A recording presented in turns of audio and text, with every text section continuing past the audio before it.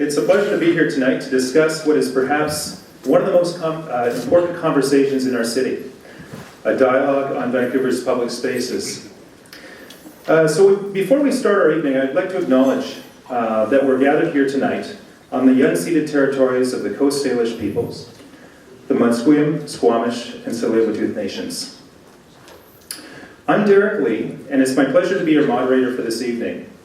As a partner with PWL Partnership Landscape Architects, I've enjoyed the privilege of working with collaborative teams both in the public and private sector to shape our region through the development of communities, a variety of public spaces and parks over the last 20 years. I'm also here on behalf of the Urbanarium, which is an all-volunteer, nonprofit organization dedicated to serving as a non-political educational platform for advanced urban conversations and complex issues and systems facing people here in Metro Vancouver. So with that, I wanted to also thank a number of our presenting sponsors. We have the Urbanarium for Smart Cities, the City of Vancouver, Places for People and VIVA Vancouver. With the City of Vancouver's recent release of the Downtown Vancouver's Public Space and Public Life Study, and the Downtown Public Space Strategy due in early 2020. The Urbanarium has partnered with these folks, including Vancouver's Places for People and Viva Vancouver to present tonight's event. Our shared goal is to engage our community in a critical dialogue around Vancouver's public spaces and how they can contribute to a more vibrant, connected, and inclusive public life.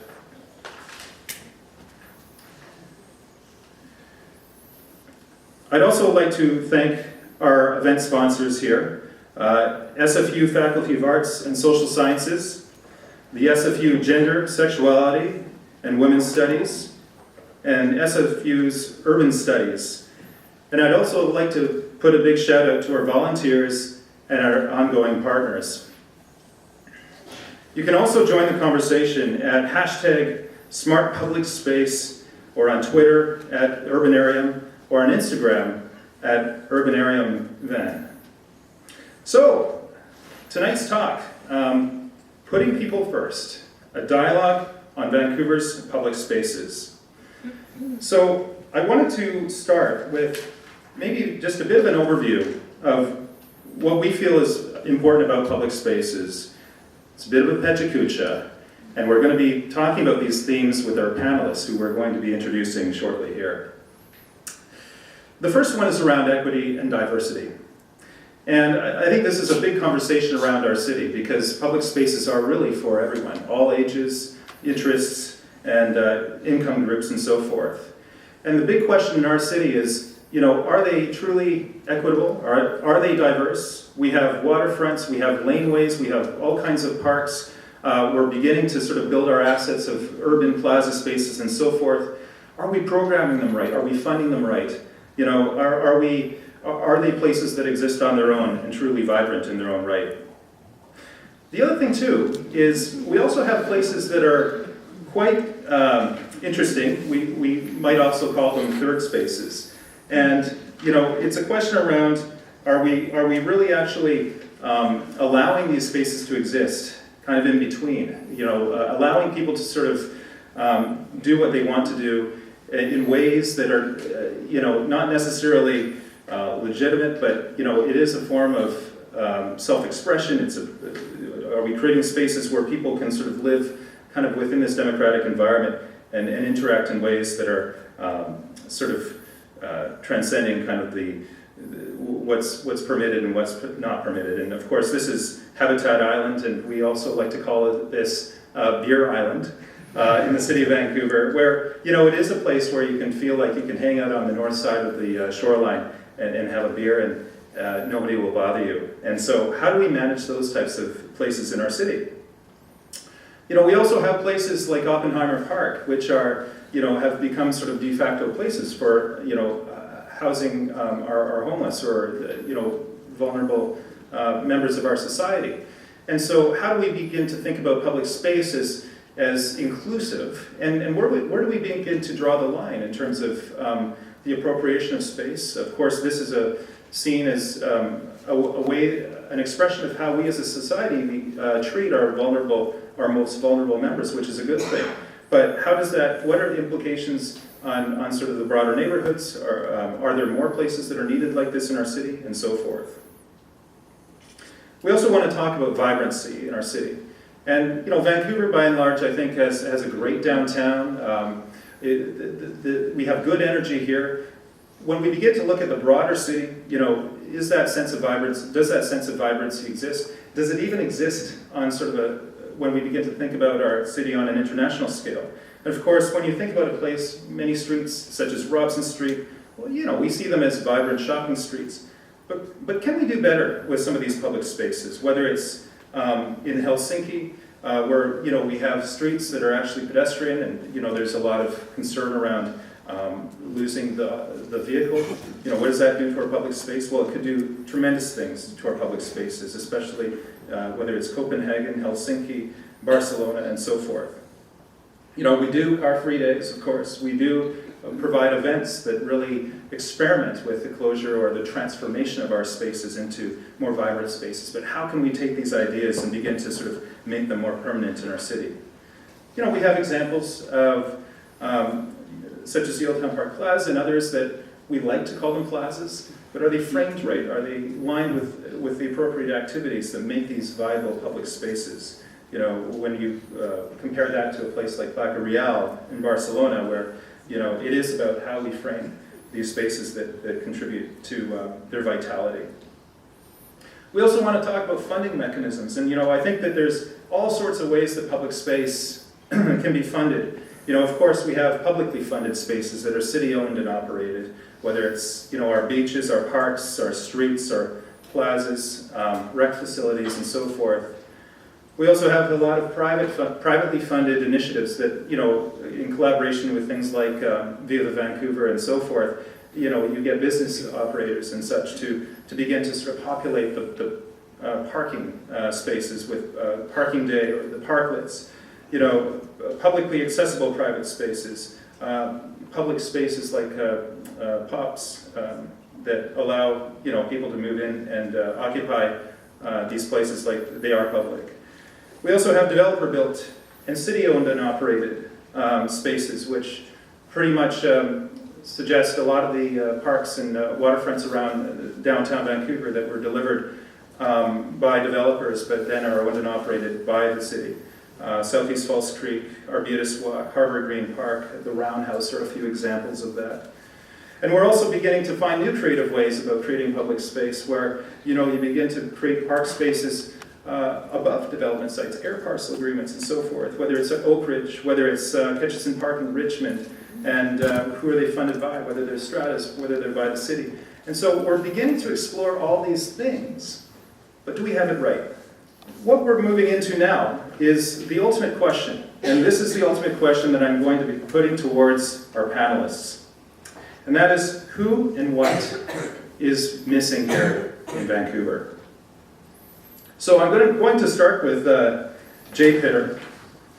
So Jay is an award-winning placemaker and author whose practice mitigates growing divides in urban centers across North America. Recently, Jay consulted on Edmonton's Heritage Plan, co-developed the City of Toronto's new shelter design guidelines, delivered a professional development process at UN Women Headquarters in New York City, and led the Reimagining Cheapside, a Confederate monument placemaking process in Lexington, Kentucky. She is currently teaching an inclusive placemaking and planning course at the University of Detroit Mercy School of Architecture and has been named the John Bosfold Distinguished Visitor in Planning by the University of Toronto for the 2019-2020 academic year. In the upcoming months, Her City will engage women in public space audits and play. Her forthcoming book, Where We Live, will be published by McClellan and Stewart in 2020. So Jay, without further ado.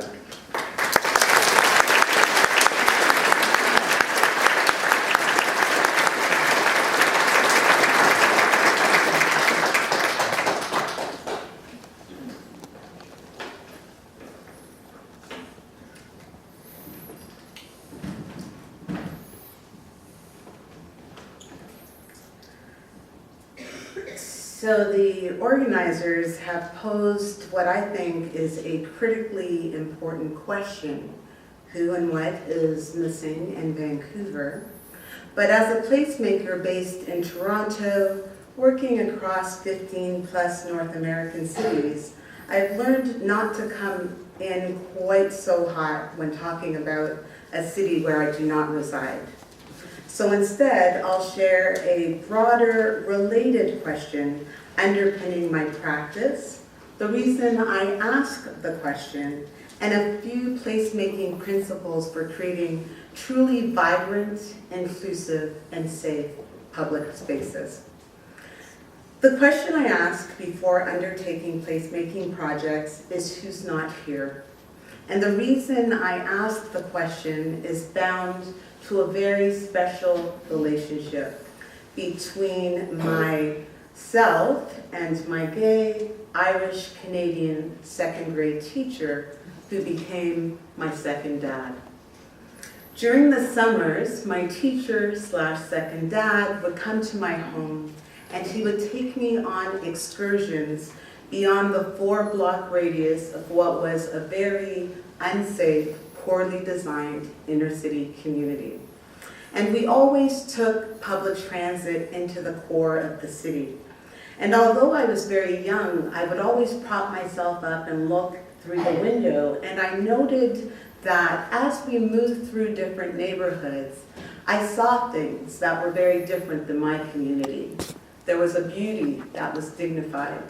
There was access to green space. And I noted that folks were able to linger in the public realm, and it wasn't considered loitering or pre-crime activity. I'm sure that these early observations and my second dad's example of compassion and reaching across difference, I'm sure that that's really informed my practice and my commitment to always asking who's not here. And although my practice and research are focused on urban design and social justice, I'm not under the illusion that I will not make missteps or exclude groups of people inadvertently. So this question keeps me both humble and alert. And it's enabled me to lead some really dynamic projects. And so I mentioned earlier that I work right across North America. I lead projects with women mapping safety and joy within the public realm. I write public space policy. I work with children on inclusive park design projects. I feel that a lot of the engagement that we do around public spaces really negates the intelligence and the intuition of young people. I also engage older people. Placemaking has become far too hipster and young. And so I engage older people who hold considerable cultural heritage and design knowledge around where they work. And as mentioned before, one of my proudest projects is reimagining a public square in Lexington, Kentucky, which was awarded the Equitable and Sustainable City Award. And so there are a number of principles that I work with during the course of my work. So as mentioned, I begin by asking who's not here, but there are other public space ideas, and I'll go through them quite quickly. Design is not neutral. While design can be a very important force of good and public intervention, we need to be very aware of the fact that design has displaced Indigenous peoples, racialized peoples, poor people. It's also disrupted a lot of ecological networks. And another thing that I always talk about is not empowering people. So public space folks and architects and designers, for some reason, we like to empower people. It's a really annoying thing. We're not omnipotent. People are powerful. Our job is to share information and resources and space. So don't empower people. People are intrinsically powerful. People are also always pushing the conventional bounds of public spaces, and we should respect that. I think that oftentimes we assign etiquette and rituals to public space. And that is actually contravenes the idea of what a public space should facilitate and invite. The practice of placemaking requires an embrace of discomfort. Whenever I show up, I tell people that I'm going to make them uncomfortable, and if I don't, I'm simply not doing my job. When we're talking about sharing space in rapidly diversifying and densifying cities, we have to be aware of the fact that there will be conflicting needs and desires, and we need to be able to sit with that discomfort. I find that Canadians are so incredibly polite and so good that we really back away from uncomfortable conversations, and we need to be more open to embracing those discussions. Also, people have varying levels of public space entitlement.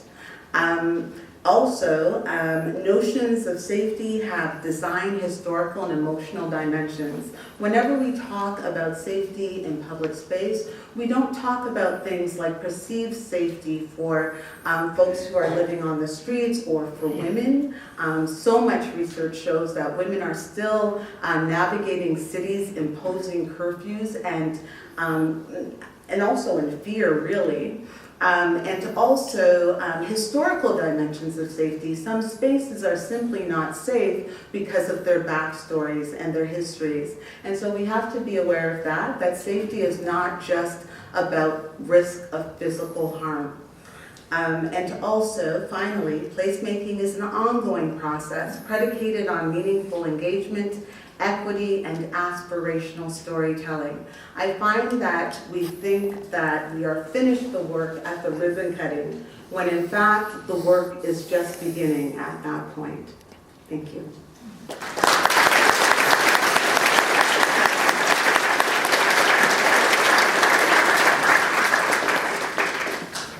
Thank you very much, Jay. All right. The next panelist is the observer, John Bela. John is a partner and director at Gehl. He's an urbanist and a public space designer. He combines a background in art, science, and environmental design to create vibrant, dynamic, and resilient human urban habitats.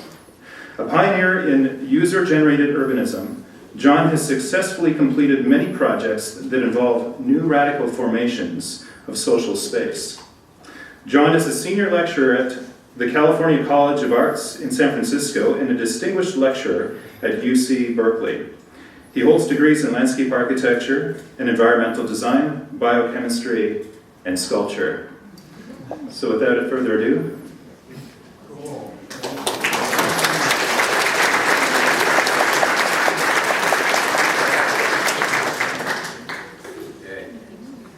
Good evening, everyone. I went for a walk today with someone from the Robson Street VIA who told me that they've created 3 parklets in four months. Is that right? Something like that? 3 or 4. Anyway, it was a fantastic to see that something so fast and dynamic is happening on Robson Street, and the city's taking action and making something really cool happen. But I'm not here to talk about parklets tonight. I'm going to talk about water in the city of Copenhagen and water. So in Copenhagen, Denmark's capital of 1.2 million people, jumping into the harbor isn't reserved for the brave few. It's a government-sanctioned and completely safe part of everyday life. In 2002, the city opened Islandsbrygge, the first of its 4 harbor baths. Do I need to be closer to this thing? Or? Okay. I do? Yeah? Okay, sorry. Let me see if I can move this over. How's that? Can you all hear me? Yeah? Okay. The first of the city's 4 harbor baths, right in a bustling downtown neighborhood. Now a dip in the harbor is a regular occurrence for many Copenhageners, but it wasn't always this way. Copenhagen Harbor wasn't always so welcoming. As recently as 1995, wastewater was piped where swimmers now splash. Contamination from oil spills, industrial waste and algae also made the water unsafe. In the 1960s and early 70s, dead fish were not an uncommon sight.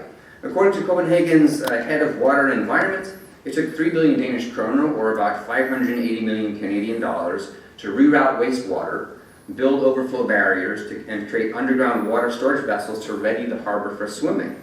And that's why today, Copenhagen has really embraced the waterfront as its central park.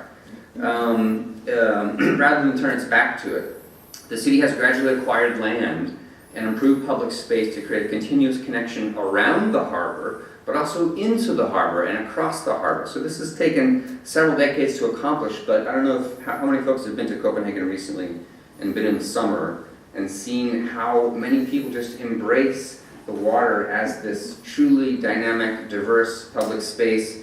There's boats floating with little tiny motors and people swimming and boating and industrial boats all sharing the same space. It's been a remarkable transformation. So Copenhagen doesn't have a lot of big kind of Central Park-like open spaces, but because of this embracing of the waterfront and the improvement of water quality, the harbor really has become Copenhagen Central Park. Well, what does this kind of network around a harbor remind you of? To me, it reminds me of the city of Vancouver and the incredible seawall that you have built here. And it took decades to assemble and construct this seawall. It's a remarkable achievement and probably one of the world's best kind of networks around a water body. And yet, Vancouver's water bodies to me say, look, but don't touch. You know, the seawall provides this image of water, but not the experience of water. This has got to change. This has got to change. And it's possible to achieve. Copenhagen has shown the way, but it requires the collaboration of government, businesses, and citizens to stop polluting. So those of you who are boating in False Creek Harbor, stop discharging your waste into the water. And so it's going to require a lot of effort restoring tidal wetlands to bring life back to and into the harbor. So when Derek asked the question about who or what is missing from Vancouver, you know, Vancouver has a thriving downtown. It's a beautiful city in so many ways, and it's a very successful city in so many ways. But I have to say, what I see missing are people of all ages and abilities playing in the water. All right. Thank you.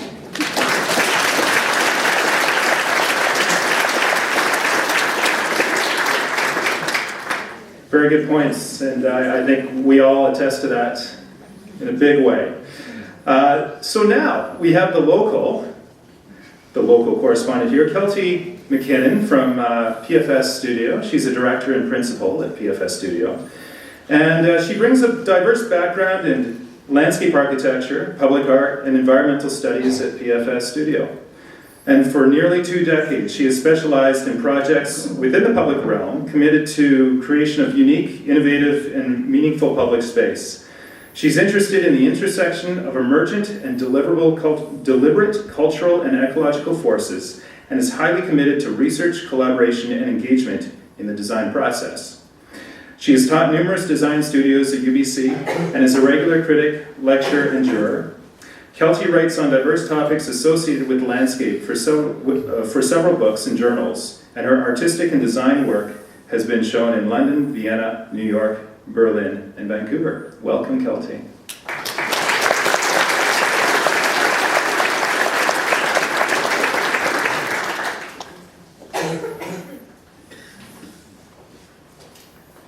It's bright up here. Thank you very much. So I'm amazed at the ideas that have been presented so far, and I am a local, but I also come from working in other cities as well. And what I'd like to respond to is the what is missing in Vancouver. So there's 5 short ideas around that, hopefully short. I came across this image of Vancouver. This is pre-Expo downtown Vancouver, and it's incredible to me to see how far we've come. From the car-dominated, you can see all the public parking. It's just a solid crust and hardscape across the downtown core with very few street trees. And the West End is still quite a bit of wood Victorian houses. And so, looking back at what we have come from, I think there's a lot to pat ourselves on the back for. We've done a lot of amazing things, but at the same time, I think we need to keep being critical of our work and realizing that despite the major changes that Vancouverism has brought to places like Port Cole Harbour and Yaletown, the West End densification and the CBD densification and revitalization, we have much more urban congestion in the Rem Koolhaas sense of the word to activate public space. But even though some key public spaces have been handled well, it's been through an active struggle. And I think the Vancouver Art Gallery is a good case in point, where for several years it was basically bark mulch and a parking lot. And it was kind of, yeah, that's good enough for us. But through the active engagement of HAPA and others, it's become actually a true public square in the downtown core. So we need to be really vigilant about the gems that we have, thinking Robson Square and current moves to make changes in there, and understand what historically are key acupuncture points within our city to civic life, and to understand that public spaces are part of a larger, more dynamic pattern of coalescing and movement that will shift in relationship to land use and connections as our city continues to develop. So the second idea is around investment and multifunctionalism. So building on that idea, we've all read a lot and heard a lot about Vancouver and our traditional reliance on the view of the mountains and the ocean, and our kind of forgetting about the importance of having downtown spaces that are truly designed and high quality. And as a result, I think the majority of our parks and open spaces are relatively passive and cheaply designed. So we need some strategic points of investment along key streetscapes and plazas and parks that are iconic nexus points within the downtown core. Not everywhere, but strategic points. And along this, I think multifunctionality is a key way to achieve multiple goals within one space. So this is our Sherbourne Common project in Toronto on the waterfront. And in this location, we used a 240-meter stormwater channel. That's the armature of the entire park, which openly collects and cleans the stormwater from over 200 acres of community. That also acts as an interactive water feature, public art feature, gathering space, and a winter skating rink. So the third idea is around programming, and blank open spaces are not the most conducive to improvised and planned events. Public process and planning needs to include detailed understanding of potential program, staging, programmatic ergonomics, and ease of access for underfunded groups who would like to hold activities in public space. This should include consulting with multiple groups before designing. So we want to know who's out there and how do they want to use the space. The planning process needs to consult these groups to understand how to design the spaces with ease of access, staging, permitting, and really thinking about that it's not about the larger events within the city, but it really needs to adapt and be designed for informal improvised events. The fourth idea is the idea of purposefully neglected or derelict open space. So the city of Vancouver has developed a reputation as a notorious haven. It's basically a global bank in the form of residential towers, where every square inch is considered real estate. So it's difficult to find the kind of open-ended spaces where regulation is loose enough to allow innovative uses and informal community gatherings. So is there a way to regulate informal spaces into the urban fabric? Our community gardens and open spaces are often temporary spaces. So just recently, the end is nigh for our community garden at Davie and Burrard with the recent rezoning of that location. Our community gardens and open spaces allow for a kind of bottom-up programming, a space of potential that expands what it means to live in the city. People do become attached to these spaces, and when they're gone, even though they signed the contract to say this is it, they do grieve when they go, so we need to keep that in mind. And the final point, I think, which is probably the most important point, is around reconciliation. And what Jay has talked about already is that there have been multiple erasures in the city of Vancouver, or concerted attempts to rid the area of particular groups of people. Vancouver has a pretty ugly history of racism, just to be blunt.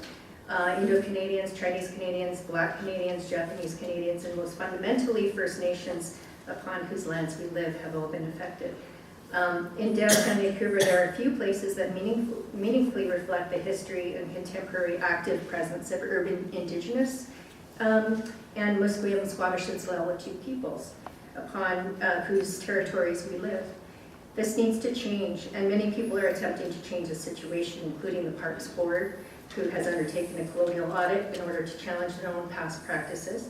and create new ways of operating and opening up meaningful partnerships, internal hires, and new processes. This is exciting and is being developed in the City of Vancouver too, who is the first city to declare themselves the City of Reconciliation.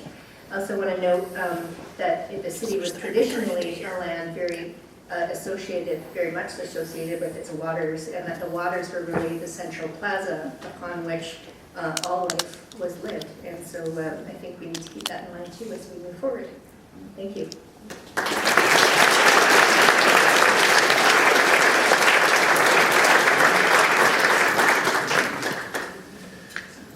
Well, thank you, everybody. That was really inspiring and a really good introduction to your perspective on public space.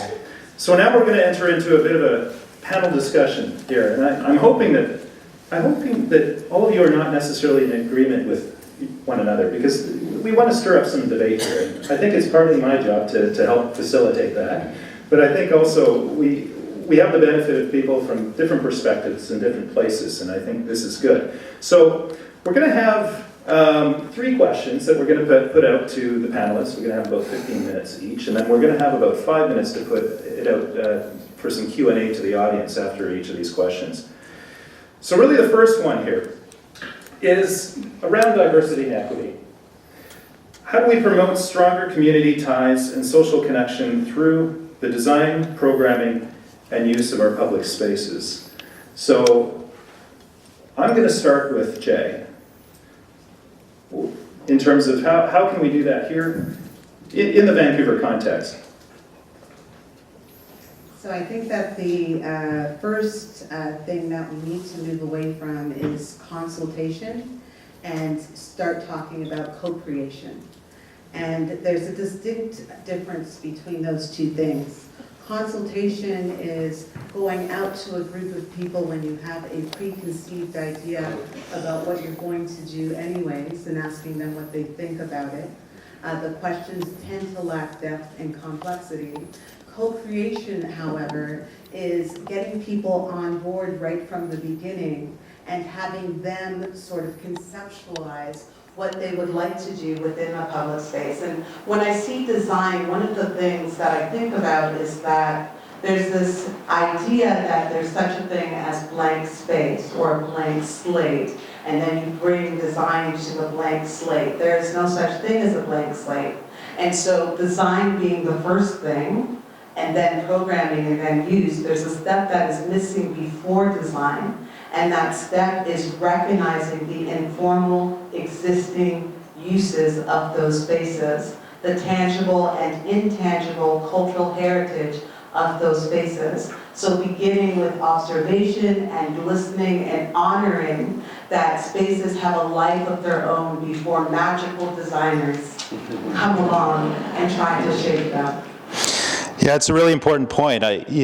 We have to sort of listen to our communities, our environments, and so forth, right?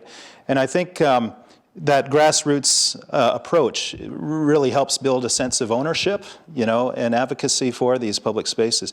Well, how do we begin to merge that with design? So let's say that we've developed we've established our advocacy group. We have partners in this. We're moving this forward. It's going to be a great civic space. What happens after that, John?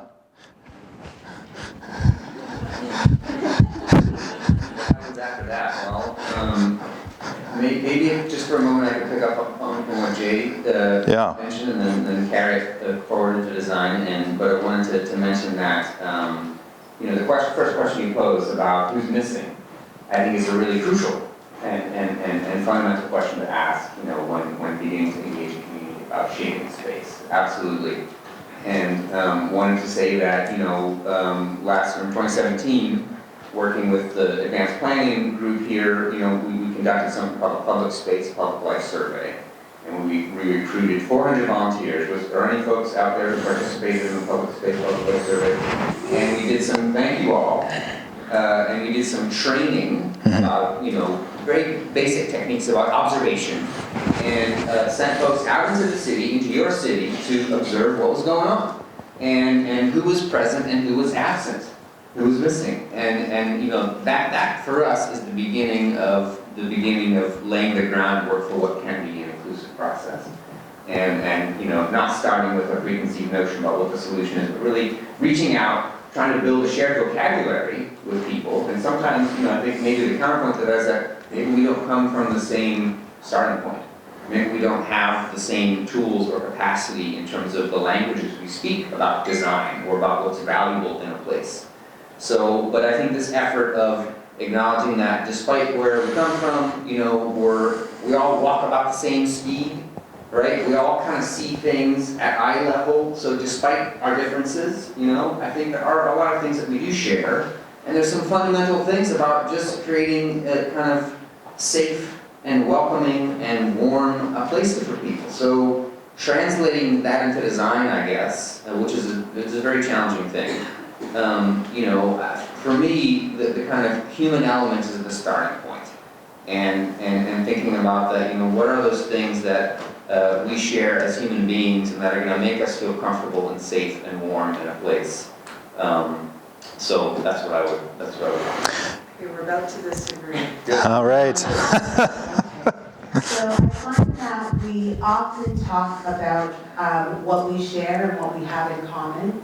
I think that good public spaces are predicated on being able to talk about what makes us distinct and distinguishes us. So we don't all walk at the same speed. And some of us are rolling, some of us are little people, some of us are sleeping on the grate during winter. So we're not all at this common eye level, and we don't navigate public spaces the same way. And so earlier I talked about, women, for instance, in public spaces. There are some spaces within the public realm where women are briskly walking or running or avoiding. There are spaces in the public realm where racialized men are frozen still because their lives depend on it. There are some spaces in the public realm where, we talked about observing people in the public space, that can slip into surveillance and policing, citizen-based policing. And so I think that for us to understand how to make public spaces work better, we need to understand that we navigate public spaces in very different ways. Thank you. All right. And Kelty, yeah. You mentioned a lot. I was just sort of reflecting. Well, I was kind of reflecting on your presentation. You talked a lot about programming spaces differently. Where does that? How does that factor into this? Does programming in different ways become a catalyst for bringing people together, or perhaps even celebrating differences? Any thoughts there? Where do you want to take that?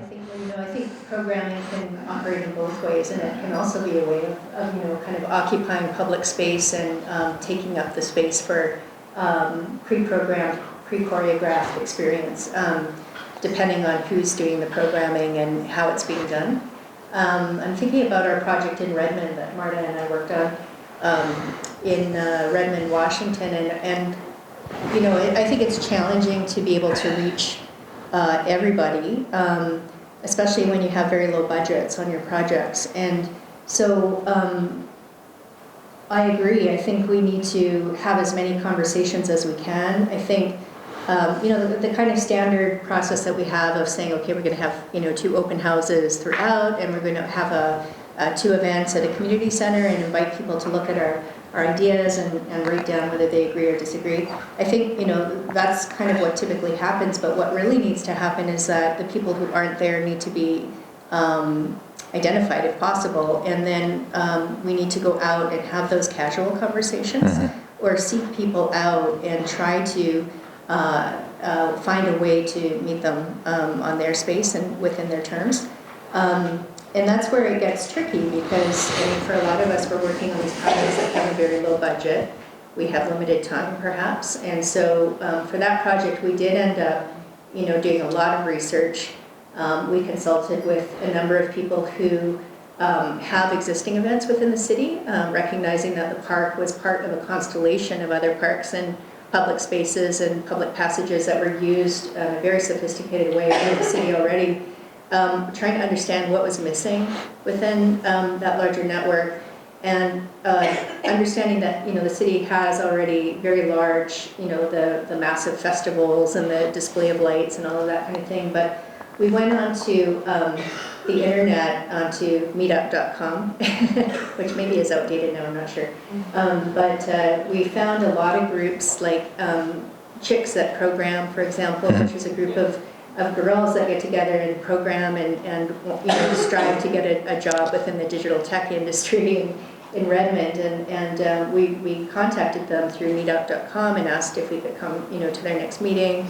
We went to art openings, we just mingled and talked to people. We met at seniors, we went to the seniors' homes, we went to the elementary schools and the children's clubs after school and that sort of thing. I think it's something that you can strive to do. I don't think that anyone can ever actually check off the box and say, okay, we've completed it and it's perfect. It's ongoing, yeah. But yeah, so I think it's difficult. I think another difficulty that we have had, and I'm sure a lot of people in this room have had, is trying to have meaningful engagement with Musqueam, Tsleil-Waututh, and Squamish or other Indigenous groups on projects, because everybody and their dog wants to consult and create meaningful spaces that are co-created, etc. But they are so busy because everybody wants to talk to them and share what they're doing. Yeah. That there's very little time for them with the protocol of meeting with the proper people, etc., to actually meet with them. And so finding ways that are effective and that they support to get information to them and get feedback, it has been challenging. Yeah, it's almost like how do you bring them into this idea that you talk about, Jay, about co-creation, and of course multiple stakeholders at the table with that, right? And how do you bring everyone together? So I think we've sort of ended our time on the discussion piece. What I'd like to do right now is put it out to the audience. We got about 5 minutes, and we have the mic here, so if anyone has any burning questions on this topic, feel free. Thank you, everyone, for your presentations. Very, very interesting work. And I hope I don't cough in the next 3 seconds because I have a very bad cough. I have a question, actually, to you about the Gehl report and what you mentioned a bit ago. I definitely agree with Jay and what she said, that we do occupy space very differently. And I had that burning thing as soon as you said that, and then she said that. I was like, okay, great. My question is, I took a quick look at the report, and it does look at gender and income levels, which is great. However, I didn't see different disabilities and people rolling, as she said, or people with different mobility devices observed in the report. And I was wondering if that was by design or if you didn't come across any.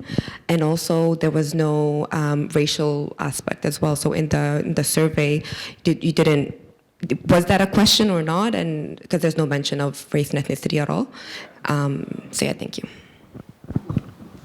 Thank you. Yeah, those are great questions, and I'll try to be brief so we can keep it going. But so in our observational analysis, we tend not to record race because it's so subjective that it's not something that we feel like is appropriate for an observational analysis. Now, in intercept surveys, when we talk to people, we ask them to indicate whether they'd like to, race and socioeconomic status and other factors. So we have gathered some of that data through talking with people that is in the intercept survey, which will show up in the report.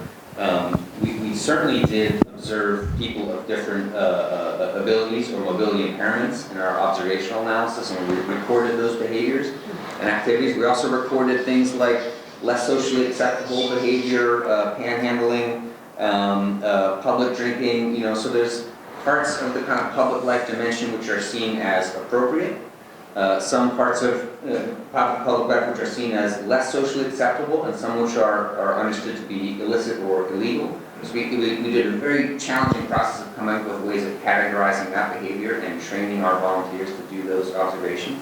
And the point of that is to really try to get a sense of, well, what's happening in the space, and who's present and who's absent according to those observations. So So that the kind of that observation was included in our So the short report I saw didn't have it in the bigger report later.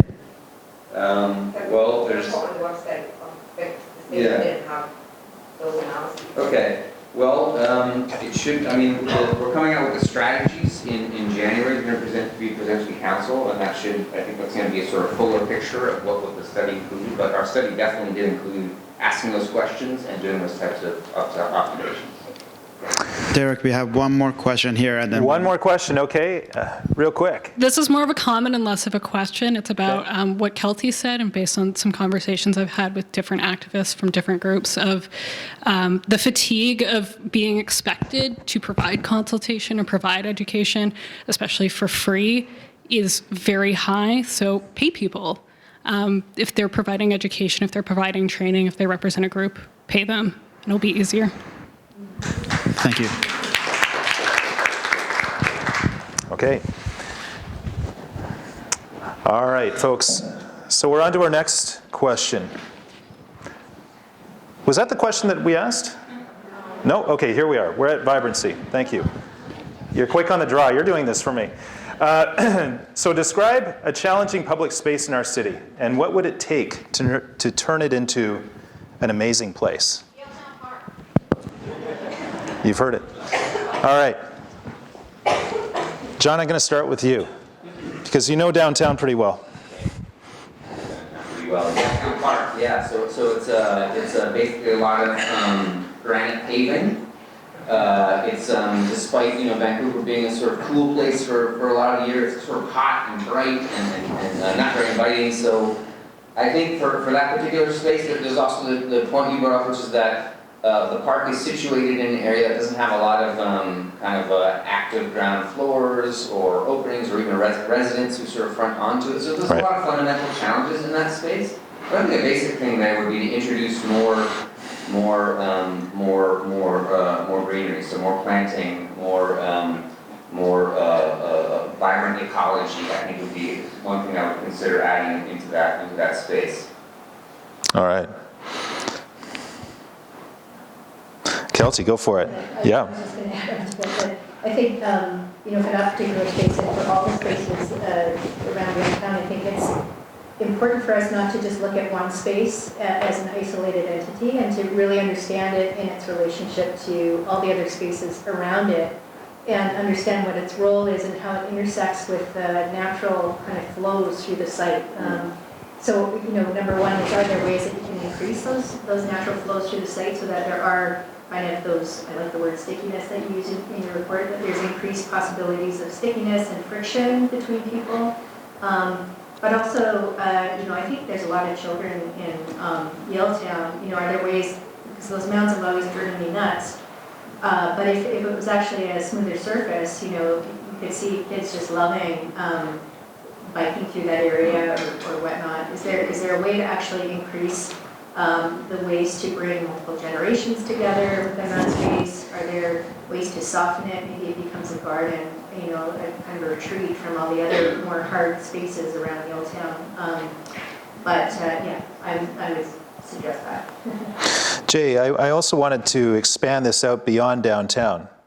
So I know that the Public Spaces, Public Life project focused on the downtown peninsula, but we're actually looking at our entire region here, beyond the bridge, to our suburbs, our inner city suburbs and beyond. And I'm not sure if you've been working with the City of Vancouver on a variety of initiatives, and I was wondering, how can we take neighborhoods, and begin to think beyond just the downtown core in terms of how we activate these spaces? So today is my first day collaborating with the city. Yes, okay. So that might be a bit of a Okay, yeah. But what I will say is that public spaces tell us the truth about social challenges. And so if we want to make those spaces awesome, what we need to do is address those challenges. And so what I find that a lot of placemakers do and designers do is really the words that get used a lot, like delight and a lot of pretentious words like that. So again, because public spaces will tell us the truth about those social challenges. If we want them to be awesome, then we need to address the underlying social challenges. And so what we're seeing in the public realm is an increase of street-based mental health issues. We're seeing poverty, we're seeing homelessness. If we want to make those spaces awesome, another community garden or a cute little fountain or like really colorful Muskoka chairs is not going to do it. Yeah. Right? So what That's true. we need to Yeah. do Yeah.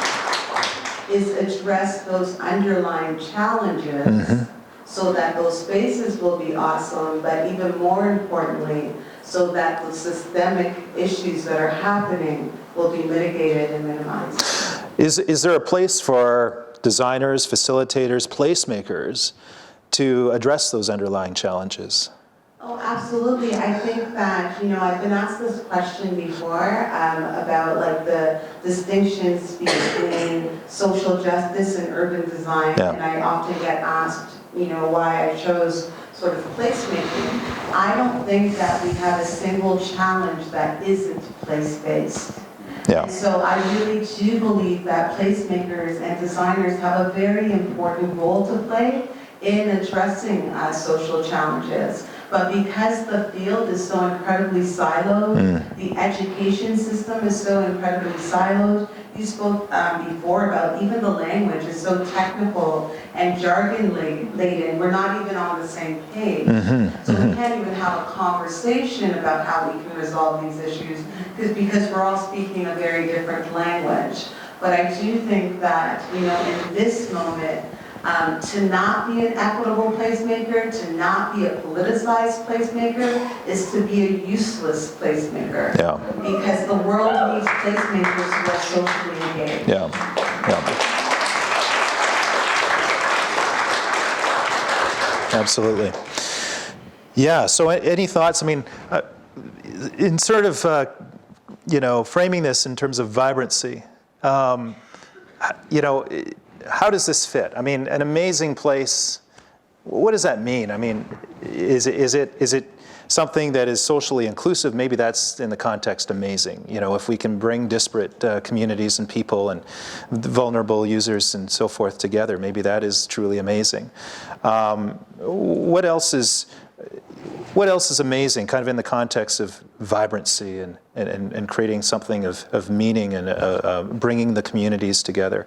I mean, part of the question I have, and I've been walking around town, is like, I'm thinking, okay, there's everyone that you see on the street, like in the public realm, but who's missing? Like, who's still living in their dwellings that don't participate in public life? Are those opportunities to bring people down into the public space, and what is it that's going to draw them into these spaces, right? So, any thoughts there? John?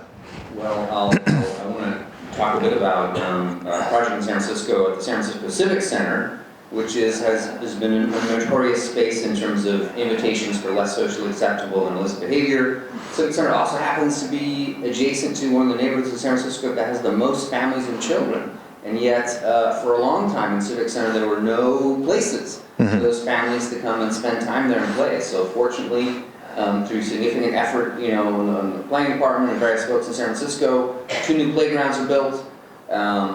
Through the efforts of the Mayor's Office of Economic Development, working in partnership with community organizations like the Downtown Streets team and Hunters Point Family. Now they're engaging formerly homeless people in providing stewardship and care of those places. Yeah. They're working with formerly incarcerated individuals who are now stewards of the public space. So they're engaging the sort of peer-to-peer action of engaging people in a place that starts to steer it into a different direction to make it more inclusive. Yeah. Places has only invitations for any user group type, whether it's old people or whether it's skaters or whether it's homeless people. It's going to be not very inviting for lots of other people. And the crucial role that any vibrant public space plays in the city is about creating invitations for people with different backgrounds, where you see someone who's different from you, and you might feel slightly uncomfortable, actually. And that like small friction is what generates care. Like you see someone the first time, maybe you're afraid. But if you see them 2 times, 3 times, you realize, well, okay, that's someone who's part of my beat, they're part of my neighborhood. Yeah. And that's the critical role that these places can play. But if they don't have the invitations for people of different backgrounds, different ages, different ethnicities, different ways of walking, different ways of talking, they're not going to succeed. So to me, vibrancy needs to be unpacked into what we really mean when we say that. Sure, yeah. Okay. That's like my teenager.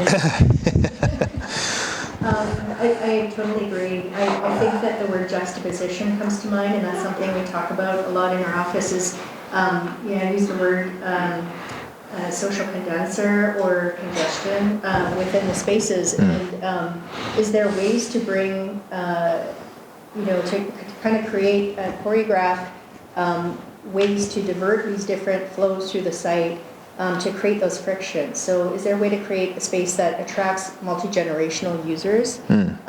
Is there a way to bring, I live in the West End, so I mean, there's an incredible number of seniors and children within the West End. And, there's a lot that's been done right there with the whole variation of scale of spaces, from very small neighborhood-oriented spaces to, that's always when I'm talking, to neighborhood-oriented, block parks, etc. Yes. Where, every day seniors are going out to the library to have that one conversation a day, where they're, being able to stave off loneliness. Outside that library, there's a small square, and they sit down there for a while, and there's children playing, and they start to have conversations with those families. Those sorts of spaces, I think, are really key to what we're doing. But first of all, you need to have areas that are affordable for seniors and for families to be able to move into those particular neighborhoods. I'm thinking about juxtaposition also in terms of history and the contemporary. So, designing things that are allowing remnants of our history to come through and not raising something and starting tabula rasa on new things, and absolutely consulting the community and various community members of what's important for them in that sort of collective history and memory. And then to ecology as well. So juxtaposing ecological function, especially in the time of climate change that we are right now, is that every space really needs to be maximizing its potential in terms of becoming a carbon sink, increasing biodiversity, being a sink for stormwater, and then as another explication of the word multifunctional, making those spaces playground spaces or temporary wells or something like that. Yeah, right. So I think all of those things, as much as you can pack in multifunctioning, very kind of unlike uses, I think that creates a lot of interest. Yeah, we often talk about it in our offices, going through an atom smashing exercise of thinking about disparate things that don't seem to relate to each other and begin to sort of bring them together and to see what synergies or what new things come out of it. And maybe that's a role of public space as well. Just in the interest of time, I was just going to say, are we ready to put it out for some questions? Yeah, okay, perfect. I have a question. There's a question here. Okay. In the back. Over here. Hi. Hi there. So I wanted to go, and it has to do with vibrancy as well, but Jay, you had mentioned about spaces have life of their own before placemaking, so that before the design process. So I am not a planner, I should just say that quickly, and I'm a part of a grassroots organization that has been doing placemaking activities, or I would prefer to call it placekeeping, in Chinatown in a neglected triangle that has pretty much no name, next to a derelict parking lot slated for development. And we have been going for 4 years now. 2020 will be our 5th year, and we have attendees ranging from 2 months old to 100 years old, from all different ethnic backgrounds. Largely, roughly half are Chinese seniors, low income, who live in the neighborhood. And we feel like we've got it right, just to toot our own horn. But my question is, how do you go from that observation stage to design without negatively affecting the community. So once it goes into design, then all these other things play in. So regulations, permits, what is permissible in those spaces. We want upgrades to the space, but not at the expense of us being able to be who we are and do what we want to do. And also, whenever the design starts kicking in, there's all these fancy things that happen, and when half the time we just want the sidewalk repaired. So how do you make that leap? And I noticed that funding was also in one of the topics coming up. The reliance on development for upgrades is a big problem. So yeah, thank you. The Chinatown Action Group? No, I'm from Youth Collaborative for Chinatown, but I know them very well, and I know Mrs. Kong very well. There's some big work happening there. And so one of the things that I would say is that design is supposed to be in service of people. And so we often talk about vibrancy, but we should also be talking about responsiveness. And I think that that's what you're getting at. So what normally happens in the sort of process from observing, although I have some challenges with observation, but observing, listening to design, is that the design isn't serving. Design is often, linked to a big vision. And I have no issue with innovation or smart design or beauty, especially having grown up where I grew up. I think that beauty can be revolutionary. I love beautiful spaces. I think beauty is a human right. I also think, though, as well, that public spaces should serve people and they should provide what people actually need. And I think we missed the boat on that. And so what is missing, I think, from a lot of placemaking is urgency. And so, some public spaces, to be vibrant, to be responsive, maybe they need a social worker because people there have mental health challenges. Maybe they need food because people are hungry. Maybe there needs to be someone who can do taxes, really things that may feel very pedestrian to folks, hold very much value to various stakeholder groups. And so I think it's holding that balance between our sort of lofty ideas, what we want for a community, but then also really serving. So I think as placemakers, we should see ourselves as serving community, not really leading community. And I think that when we take on the position of being servant, there's a term for it, I'm going to tell you in a second. Servant leadership? That's exactly, I guess, the person remember that. I'm a middle-aged lady, so yes. When we take on the position of being servant leaders, we do a much better job with public space work. Perfect.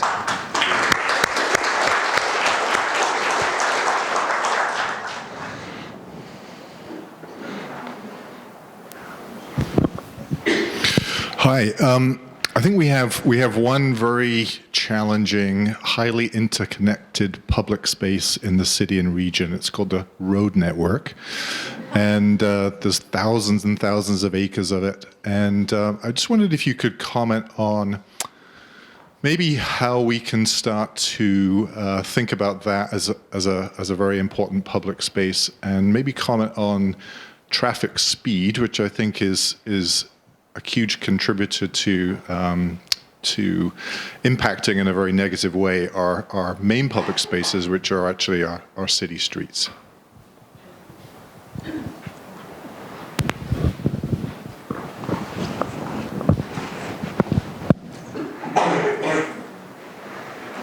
Yeah, I think the streets are actually about 20% of our urban open space, and it's a huge component of the outdoor space and what people use on a daily basis. So I think that really putting our energy and intentions into designing great streets that people can occupy and linger in is really important. I think that the more that we're moving towards slower traffic and less cars, the better. There's definitely a move within the city and a lot of municipalities to narrow streets and create more public realm on sidewalks, and I think that's a really important thing. The multifunctionality, I keep using that word, but of streets and then the adjacent uses of streets are really, really important. There's a project that we looked at in Japan, Omotesando Street. This was a while ago, but they had really invested in their street trees and creating large areas for great street trees, which created a wider sidewalk zone, created a furniture zone that was really wide, and they implemented an art competition for the community members and international artists to come in and design street furnishing. And so there were multiple ways of occupying the sidewalks, from playgrounds to dog parks to areas to sleep. There was an outdoor bedroom that was created. And they were rotating as well, so there was always something different within those areas. I think understanding the significance of those spaces is really important.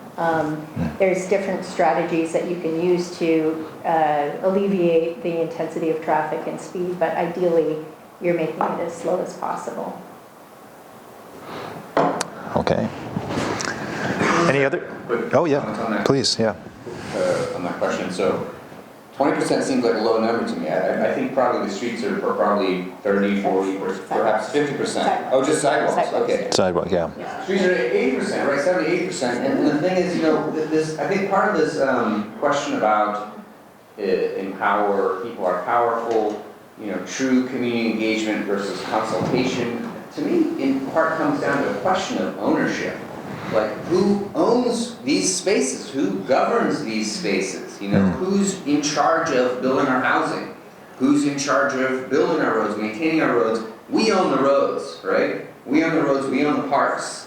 And we should have some agency in shaping what they are. There's so many rules, so many codes, so many things that govern that space. What if for a minute we were to say, well, let's remove all of the codes from our streets? I want to put this out as a kind of a provocation. Yeah. Would everyone just drive 100 miles an hour and the streets would be totally intolerable? Or would no one drive through the city because they'd be filled with gardens and kids and people walking? I don't know. But it's a question for me, right? We give agency, but sometimes that agency results in not some very good outcomes. So I don't know the answer, but I want to put that provocation out there. What if we were to remove all the rules and codes that govern our streets? Well, and we see that too. Like if you look at, I'm sorry, go ahead. Oh, yeah, just to go on that, and I mean, the shared street movement has been going on for a long time. Yes. And just in terms of the research that's been done around shared streets and the psychological repercussions of that, what they found is that people slow down, they make eye contact, they actually increase the safety of the street as soon as you remove all those indicators. So you take away the curbs, you have continuous paving across the street, you have outdoor cafe seats and play areas, etc. That would be my dream, but I don't know if that's everybody's dream. Certain parts of the city, I think it's totally doable. We've done that in Toronto, in the West Donlands, and obviously Copenhagen is leading that charge as well. And I think that Barcelona is a really interesting model to look at for the city of Vancouver, where, particularly in the West End, we're kind of moving towards that, where you're taking away a large component of percentage of the street grid and replacing it with public space. So are there ways that we can actually put all of our parking in condensed areas and allow those spaces to be accessed perhaps by other means? For people who are unable to walk, maybe there's one entrance, or maybe it's golf carts, I don't know. But I think that would be a really interesting scenario for the city. Jay. I think one of the things that comes to mind when we talk about streets and we inevitably talk about cars is that we have that conversation in a silo. And so if we want people to be less car dependent, we're going to have more public transit and more equity with public transit. We also know things like 40%, like in most cities, women cycle 40% less than men. So I guess we're going to also have to address gender-based street harassment while we're at it as well. We're going to also have to address police profiling. I was in the US recently, and I don't tend to name cities, but okay, so it was a conference, and they were talking about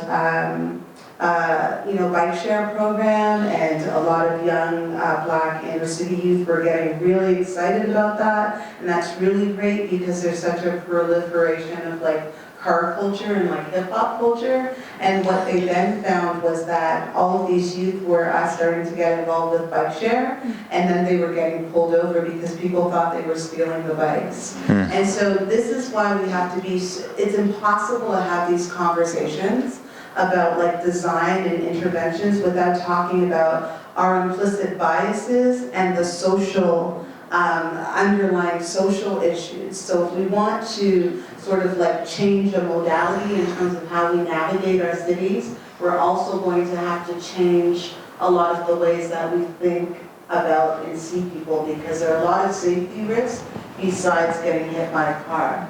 And when we talk about streets, we talk about getting hit by cars, and those fatalities are terrible, and we need to address that, and drivers need to slow down. But there are so many other risks that people face on streets. And so I think we just need to have a more complex, holistic conversation. Thank you.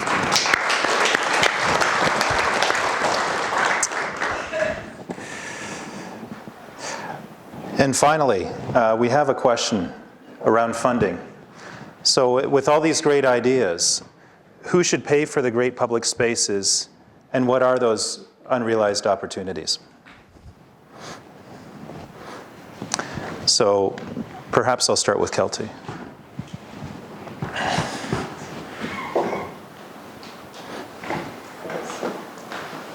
I think in the city we've got a kind of dependency on our CAC system, community amenity contributions, to pay for a lot of our public amenities, and that is problematic on some level, and it also is a blessing on some level in terms of the quality of some of the outdoor spaces that we receive through that extra funding. I think there's some other models out there, that we've looked at for other projects that we've worked on. For the city of Redmond, we were looking at something akin to the Central Park Conservancy. So there's ways to develop, and the United States has a much stronger culture of donation to these sorts of organizations. But just in Seattle, the Discovery Park, Friends of Discovery Park, is actually extremely active in not only politically and advocating for more investment in parks and investment in maintenance, and a strong defense against the erosion of the park's edges to development and constant pressures to development. And that's something that we could think about more, I think, within the city of Vancouver. Another example I can think of is an organization also in Seattle called Forterra, which is very interesting. They won the Olmsted Medal this year, who has, they operate like a land trust, but rather than being a kind of rural wild space preservation organization, they do that sort of thing, but they also really focus on, they see the relationship of urban space to rural areas and to natural spaces. And so their advocacy for socially acquirable homes for people who have not traditionally been able to acquire homes and purchase homes or live in homes is very much related to increasing dense living, creating circular economies within those sorts of communities that they're designing, and also related to that, then creating relationships with open space and paying for that too.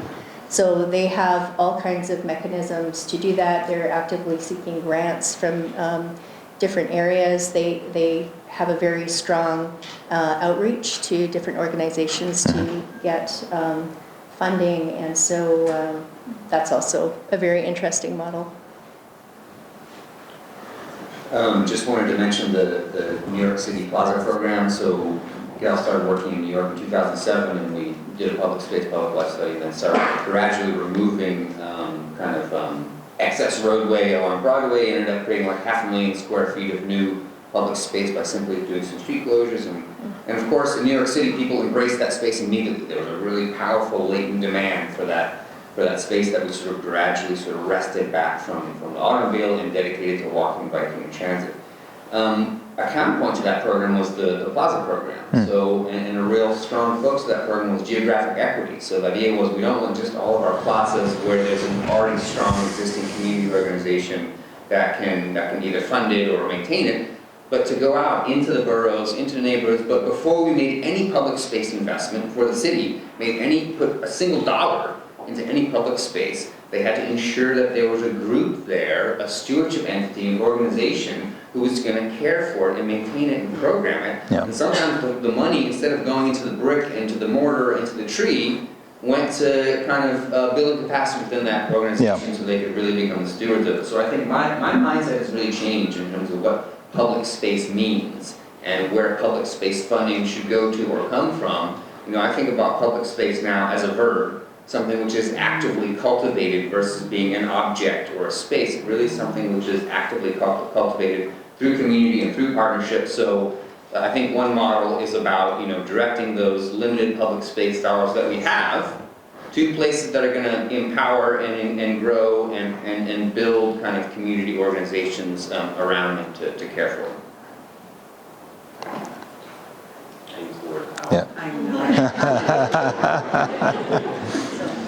I'm learning. We're all growing. I think that the entity that should be funding public spaces is the same entity that funds healthcare and public education and housing as a human right. I really believe that public spaces should be funded with our tax dollars. I think it's a responsibility of the government. When I think back to my early experiences that I shared with you, if I did not have access to public space outside of the community where I grew up, I could not be me. I would not be sitting here. I think I think we sometimes underestimate the power of feeling as though you belong in the world and that you can travel across space and that you can be out of place and that you don't have to exist in your place. Like, I never feel uncomfortable anywhere. And that sense of not being uncomfortable, that sense of feeling like I'm a citizen of every single space I go to was really cultivated at a very early age. And so I think that when we think about, you know, funding public spaces, my teacher, he used the public realm as an extension of the classroom. It taught us to develop a healthy spatial awareness. It taught us to develop a geographic language, to be multi-cultural and multifaceted, and to be pluralistic. I can't say enough that public spaces aren't about these activities that we do in them. They actually shape not only who we become, but who we think we can become. So I think that's the responsibility of the government. Yeah. It's a public service almost, really. It's part of our essential infrastructure, like healthcare, as you say. Well, thank you very much, everyone. Any questions on this topic? Right behind you? Okay. Hi there. Thank you very much. Great discussion. I read in an article today that in 2017, the Wanaguni River in New Zealand became the first body of water in the world to be recognized as holding the same legal rights as a human being. This acknowledgement delivers pushback against the ongoing exploitation of the natural environment where land and water are treated as possessions rather than relations. I think that's an interesting point. Thank you for that. My name is Tanya Paz, and I like to knock on doors. And I was knocking on doors in 2014 in the fall, and the Oppenheimer Park had been full of tents that summer. And I was knocking on SRO doors on Hastings right beside the park. And the occupants in their small little bedbug-filled places were really mad about all those tents in their park because they only have the spring and the summer to play outside, and their field house was closed and they couldn't play basketball or throw, catch borrow mitts and a baseball. And they wanted, even though, maybe I thought they would be more sympathetic to the homeless because they were so close to them, their space was taken away from them, and they wanted the tents to go somewhere else. So that's a big one for you. How about that? What should we do? Because Crab Park is too close to the water, can be too cold at night. So what do we do? How do we make sure, that people have space, obviously, besides affordable housing? The other thing is something like Oak Ridge, where you have hopefully, instead of a parkade on the roof, you have a, God willing, plan for 4 to 6 to 8, depending, 13 acres up there. I'm still concerned about people who then, it is going to be a public park, but they have to make it through the mall and past mall security, I'm guessing, to get to that park. So how public is that if somebody looks too unkempt or wasted or whatever to get past mall security to the park? So how do we deal with that? Thanks.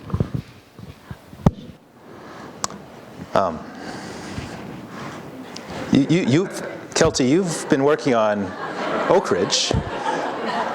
Might be able to speak to that. Okay, all right, but your firm has. Yeah. I think, it's a challenging idea, and I struggle with the idea of thinking about public parks built on private shopping malls. Vancouver is a really different sort of city. I think that there's a shortage of public space. Downtown East Side has the least amount of public space per capita of anyone, and arguably they're living in tiny SROs. That's the community that needs outdoor space and outdoor living rooms the most. So there's a question of equity there in terms of where is that public space coming from. There's the accessibility and the linkages from that community to Northeast Falls Creek. And how inviting is that space? I think there's an opportunity for that connectivity to really happen. If it is or not, I'm not sure. But yeah, it's back to Oak Ridge. I think, I'm pretty sure that there are street access points to get up to that park. Now, how much surveillance there is, I'm not sure about that. I think that it's in my mind, it's not truly public. It's operated by the Parks Board, but there's going to be all kinds of monitoring of the space. I think that you're surrounded by high-rise residential structures. There will be some commercial at that level, and it will be a public space, publicly accessible space and public space. But in my mind, I'm looking at a different issue with it, and it's around access to soil, and maybe it's more along the lines of what your comment was about the rights of water. I'd say there's a rights of non-human agents.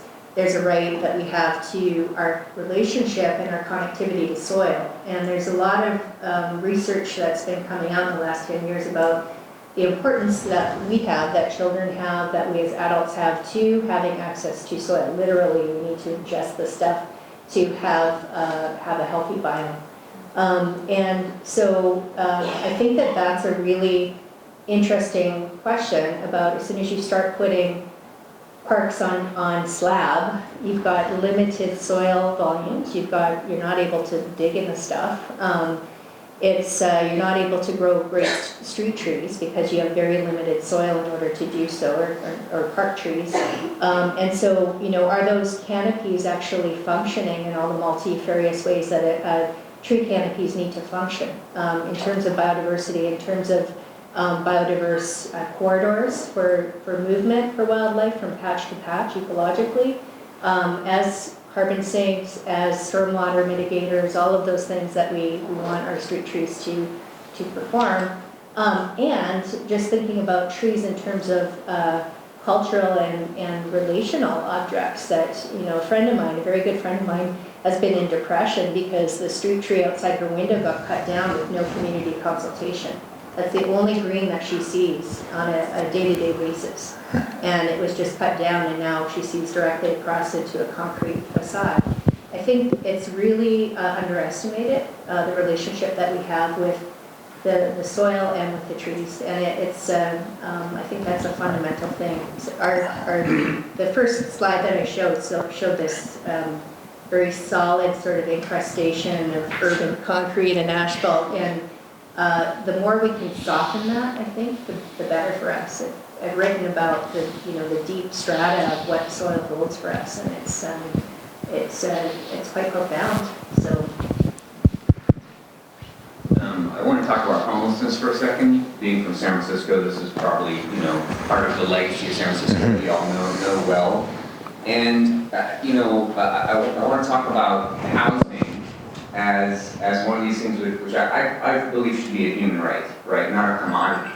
And when we've commodified land to make housing globally, what we're seeing is resulting is a massive housing shortage in all of the cities around the globe. With the exception maybe of a city like Vienna, who has a really strong collective ownership program. So I was speaking on a panel the other day, speaking to an architect, who said, all of our land is being bought up by these big developers. We should, as communities, begin buying all the available land that's left now and thinking about co-developing those spaces to create housing by and for the people.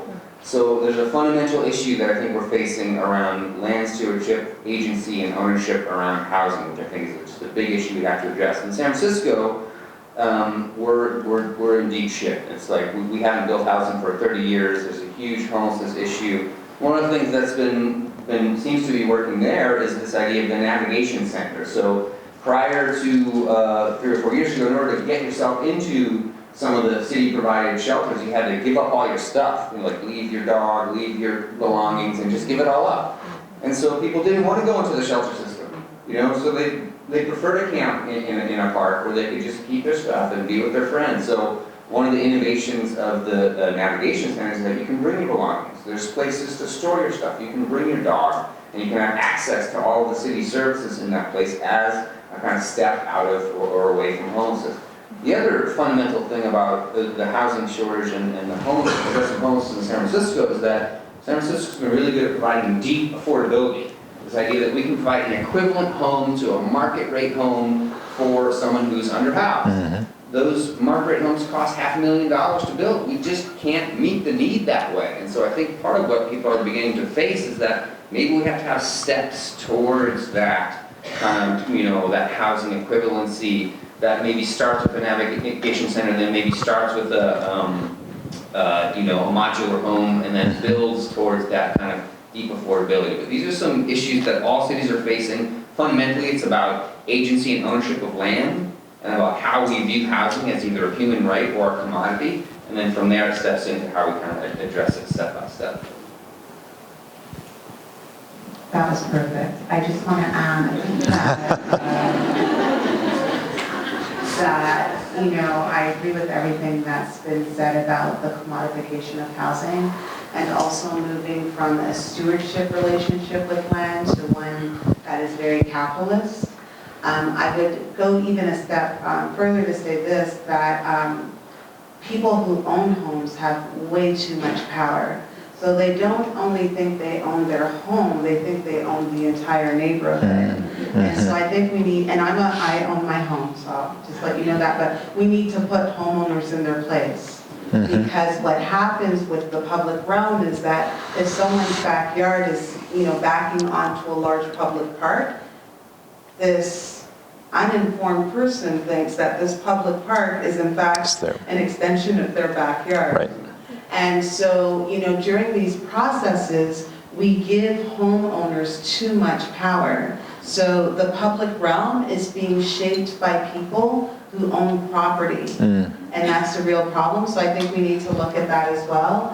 And so in the work that I do, I think that in the work that I do, you know, I'm always really clear, you own your home, Right. you don't own the neighborhood. Yep. And I think we need to be really clear about that public space in terms of equity and democracy, it belongs to someone.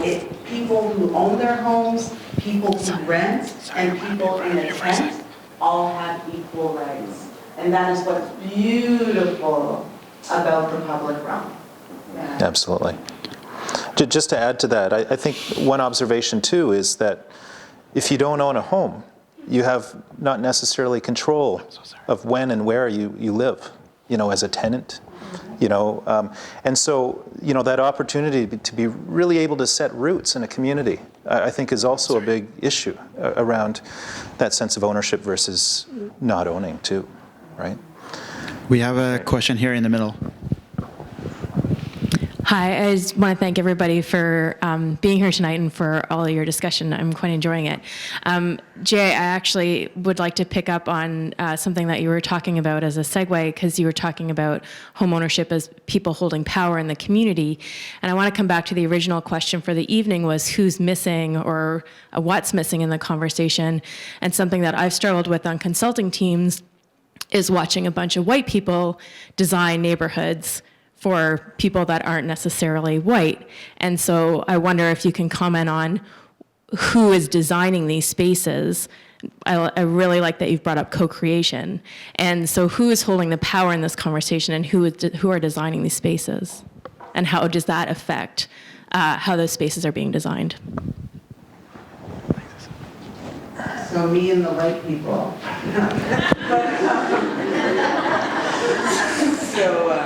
No, but you've already answered your question, right? Like design and placemaking, it's historically been very male, it's historically been quite white. I would say that it's changing though. I am seeing a shift. And I am seeing folks from many different backgrounds getting involved. I think that we all have a responsibility to mentor and to make sure that the field continues to progress. But another thing that I'm seeing as well, though, back to the young woman who spoke earlier, communities are becoming really engaged, like activists and grassroots folks. They're just getting involved. Like, so I do a lot of work in Detroit, and I can tell you that folks who live in Detroit have like master level urban planning knowledge because of what's happening in Detroit. And so I don't want to underestimate like the everyday person because people are really getting deeply invested in what is happening with design around their spaces. But certainly there is room for greater representation. And when I talk about representation, I also like to complicate the idea of representation as well. And what I mean by that is it is good to have people who come in different wrappers, but that doesn't necessarily mean that that is going to disrupt the status quo either. So it's not just simply a matter of having different looking people, it's having people at the table who have different perspectives and people who are willing to buck the status quo as well. So I think that's really important. So for instance, there was a project in Toronto and it was like an all-woman development team. They were developing like the patriarchal development was more than, they could have been 10 men is what I'm saying. And I also, know men who are becoming, like, who care about things like men are co-parenting more and parenting more, and so I'd like to leave space for the possibility of like not going too deeply into identity, but also thinking about perspective and idea as well. Yeah, very good. We have another question here. Hi, my name is Julia Morlacci. I have a background in environmental studies, geography, and urban design. This is actually just a comment going back to the previous topic. It's regarding a comment that Jay made about if you're working with the public, how do you get to those real issues? And so this is just an example. I was recently in Lima, Peru a few weeks ago, and I've been a few times, and I taught an architecture class of 80 students. And one of the design exercises I did with them because their focus was looking at children's safety going to and from school, so the hazards they would deal with. So I had them build their hazard they experienced as children going to and from school, and a lot of the students were driven to school or had chauffeurs. So for those students, it was as an adult, what is the hazard you deal with? So a lot of things came up, regular things like bad traffic, almost being run over, poor pedestrian bridges, no zebra stripes, crosswalks, no lights, but other big social issues came up. So as a child, having to walk past prostitutes, having to walk past drug areas, students who live even as adults in really rough neighborhoods, and what issues they have to deal with getting to and from school. And so these are very interesting topics that usually wouldn't come up in a regular design process. So the process I did with them was able to bring up those topics. So it was quite interesting, but it can be done. So.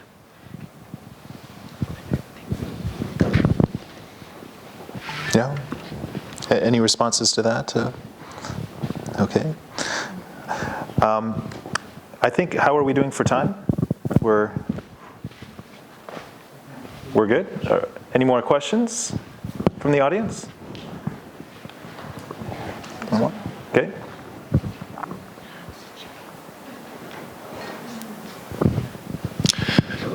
Hi. My question is about the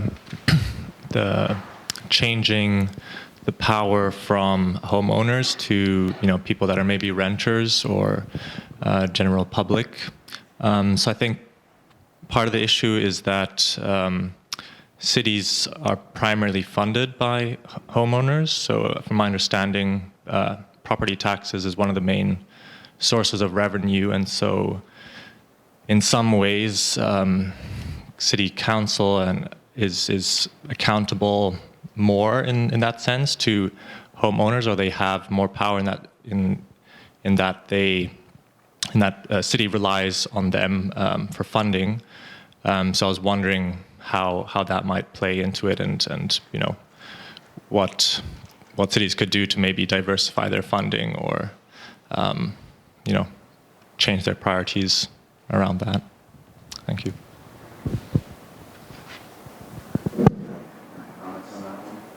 Hand it off. So I wanted to, I think it's an interesting question, and I wanted to put out a kind of provocation around engagement process, and this idea that yes, you're say you're a homeowner, you have a stake in things being a particular way in the neighborhood, and therefore maybe you don't want that neighborhood to change, or you don't want new people to move in, or you don't want your property values to go up. So homeowners have a lot of power, and I want to distinguish this idea of participation relative to the kind of scale of the question being asked or addressed, and whether it's appropriate in an engagement or a consultation process to, are we asking community the right questions? Are we posing the right questions? Are we actually asking questions that we already have the answer to? Or should we be thinking about, investing our elected leaders and our planning department folks with the power to make decisions on our behalf for questions that maybe we shouldn't be engaged in as a homeowner or as a resident in a space? And I bring up this particularly relative to housing in the Bay Area, where the reason why we don't have any houses in San Francisco is that the people who bought houses in San Francisco 60 years ago like the look and feel of the Victorian, small-scale, beautiful neighborhoods that they grew up in and they raised their families in. They don't want 4 or 5-story new developments happening. So they've really put the brakes on. So, and my question or provocation is, are we asking people the right question if we're asking, should we be building housing in this neighborhood? Or is the right question, hey, look, we need to build housing to accommodate new and old residents. Let's accept that the housing is going to happen. Where should it go? What should it look like? What amenities should it have? What form should that housing take? What should be the range of affordability types for that new housing? So I don't know the right answer, but I want to bring up this point about that. I think our current process of engagement is broken. And I think it has to do with the scale at which we're asking people to engage in decision making. Yes, and I also think that counselors are actually in a conflict of interest situation. because councilors know that homeowners vote at higher rates.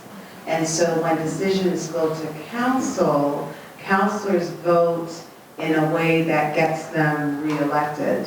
And so I actually I don't think councilors are qualified to be weighing, I think they're in conflict of interest. And I also don't think that they're educated enough to be like weighing in on like bike lanes and street design. Like that's why we have designers and urban planners. Like, so what I'm also seeing is this shift in terms of like mayors and councilors making very powerful unilateral sometimes decisions on aspects of the public realm that they're actually not qualified. You know, a counselor can come from like selling shoes, no disrespect to anyone who does, but they can come from sort of like selling shoes to deciding whether or not we're going to have protected bike lanes. Like where else in the world would that happen? Like that, it's just a weird thing, and they're really in conflict of interest. So while I often challenge designers, I'm also seeing a real trend where the expertise of planners and the expertise of designers is being diminished as well. And so, but I have a whole thing about counselors. I don't it's very conflict of interest. Yeah. Derek, one last question here. And yes, then... okay. Hi. Just to get back to vibrancy for a minute, not to conflate it with optimism, like happy public spaces. I'm curious about your thoughts about places for gathering for protests, but also places for mourning, public monuments, cemeteries. How do we create vibrant spaces that are not about optimism and joy necessarily?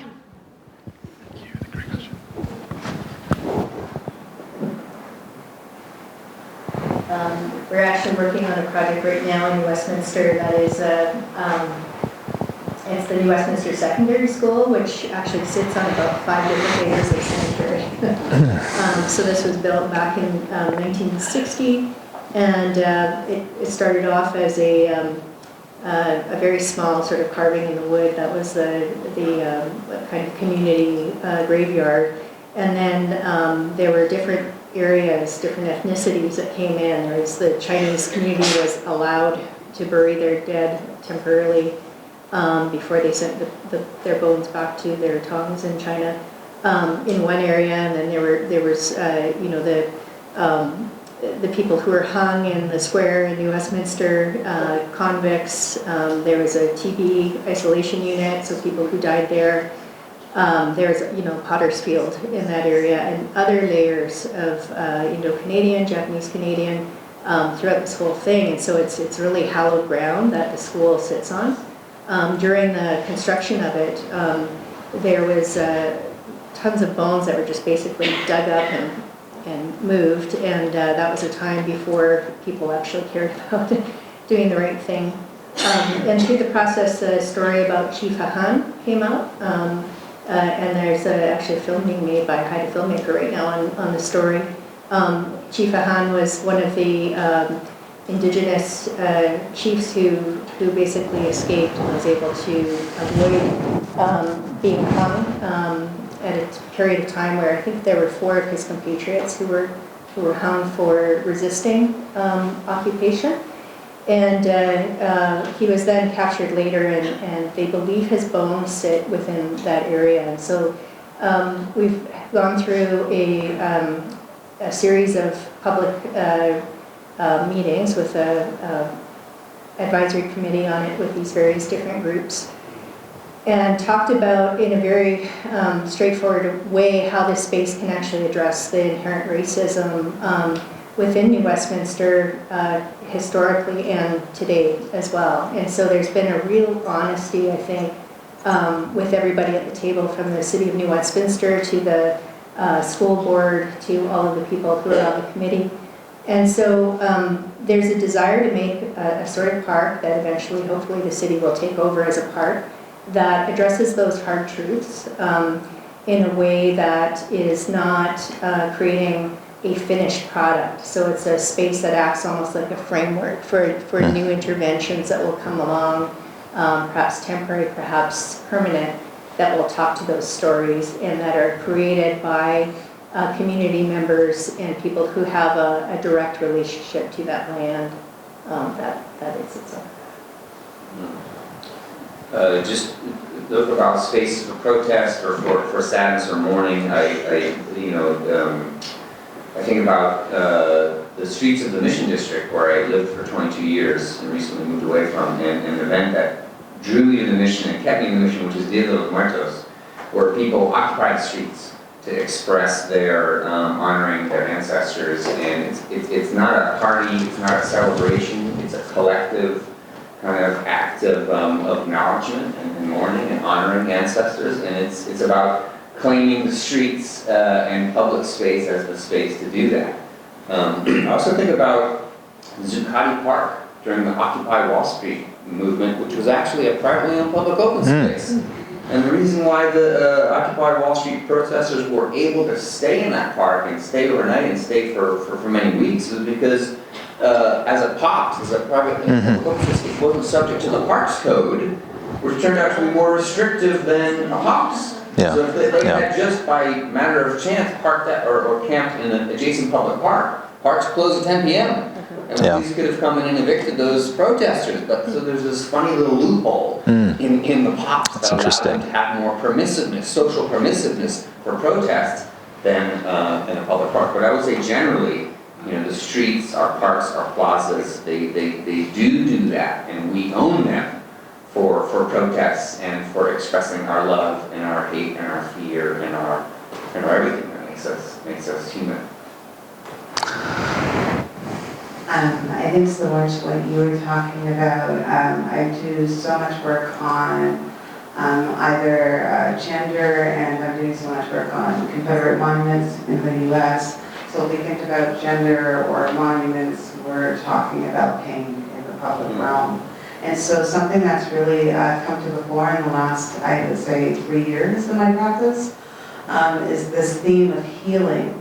And so oftentimes cities want to impose a beautiful design on top of ugly histories, and people are pushing back and they're wanting to heal. And so I have to do a lot of learning, really, because 10 years ago this wasn't something that was coming up in the work, and it is now. And so I think a lot about healing, and I think about other cities like Rwanda or places in Europe. They've really utilized the public realm to grieve and to heal. We're terrible with grief in North America.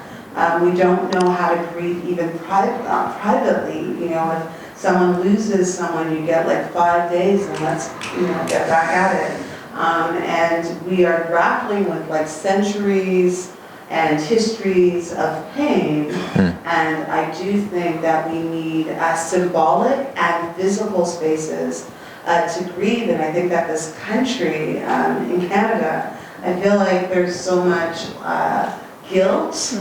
There's a lot of guilt here, or defensiveness.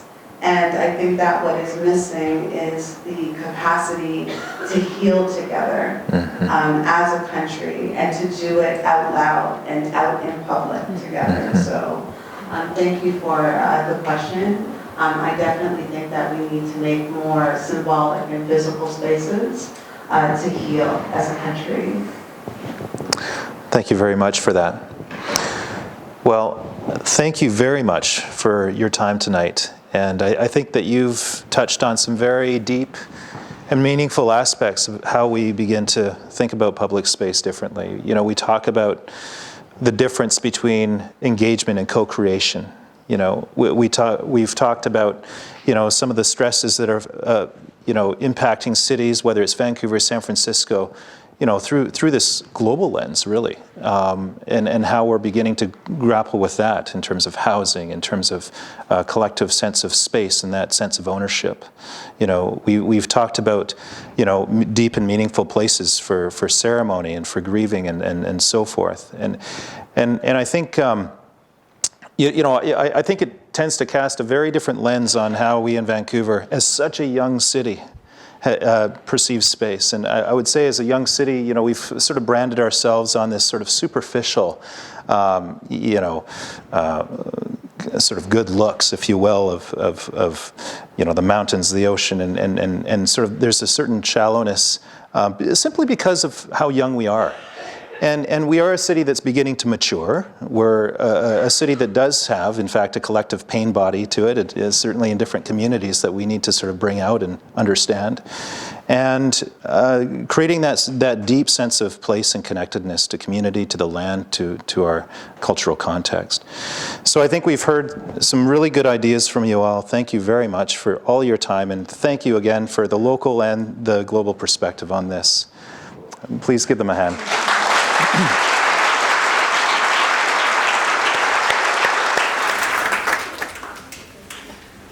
All right, so back to the podium here. If you want to learn more or look at tonight's talk, please visit the urbanarium.org. Everything will be there for you. And to continue the conversation, please visit hashtag Smart Public Space on Twitter at Urbanarium, or on Instagram at Urbanarium Van.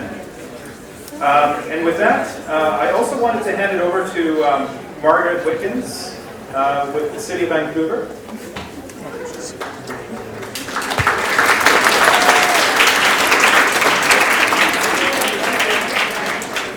All right, I'll be quick. Thank you so much for joining us this evening. My name is Margaret Wickens. I'm the Acting Deputy GM of Engineering Services with the City of Vancouver, and really feel so fortunate to have been part of this discussion this evening, and also feel fortunate to work with colleagues at the City in planning, the Park Board, with culture and social planning, who really care about creating welcoming and inclusive spaces. And so this dialogue this evening has been very enriching. So my thanks to the panelists, as well as our moderator, and also to all of you who really are showing your interest in this very important topic by joining us here this evening. While I've got the mic, and as you're starting to get your jackets on, I'll just take the opportunity to share a little bit about some of what the city's doing in public spaces and some opportunities for involvement. As we've heard already this evening, the Places for People Downtown Public Space Strategy, which will outline a 30-year vision for public realm in the city, the city center is forthcoming. It's expected in early 2020, so look for that. We're also embarking on the citywide plan, which will be an opportunity to develop a long-range citywide vision for all of Vancouver. And we know that if we're going to have an equitable, diverse, and inclusive city, that our public realm is going to be a really critical part of that. And as we really look to build that long-term vision, we'll also make sure that we're learning from and building on the experience we already have with public spaces on projects both large and small, whether you're talking about the park that's mentioned earlier, murals, laneway activations, or larger projects like the plazas at Robson Square. I'm really excited that, like, almost literally over our head right now, the construction on a permanent plaza at 800 Robson is underway. We're continually looking for new ways to develop as well as enliven public spaces, usually in partnership with really strong community partners. So just wanted to mention the VIVA Vancouver program. It's the city's tactical urbanism program, as well as innovation, public space innovation program that really looks to inspire long-term change through short-term action. So this could be through pop-up activations or community-led events that challenge us to think about our public spaces in new and interesting ways. You'll see this winter that VIVA is delivering some rain-friendly public space activations in a variety of spaces, and this is a follow-through on the Life Between Umbrellas competition undertaken earlier this year in partnership with the Public Space Network, so look for that. So just wanted to leave you with the thought that we really do look to engage and continue this meaningful conversation. You can reach us at the information shown on slide, and then of course wanted to also express thanks to the Urbanarium for hosting this evening, and encourage you to check out both this event and others on their website. Thank you so much.